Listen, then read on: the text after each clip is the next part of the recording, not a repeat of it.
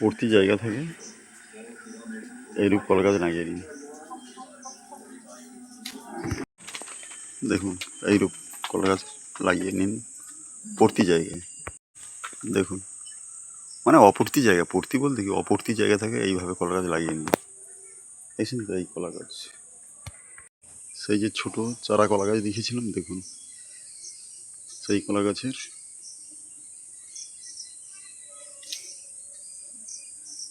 কলা ধরেছে। মোট কথা ভর্তি জায়গা যদি থেকে থাকে সেখান থেকে ওই ছোটো জাতের চারাগুলো বাজার থেকে কিনতে পাওয়া যায়, খুব ছোট। তার রেজাল্টটা দেখুন, দেখছেন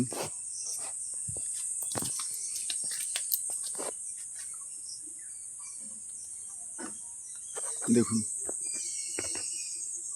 দেখতে পাচ্ছেন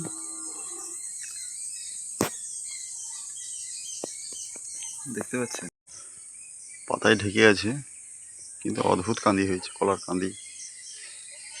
এবং কলা গাছটা কতগুলো বাচ্চা দিয়েছে দেখো, দেখে নিন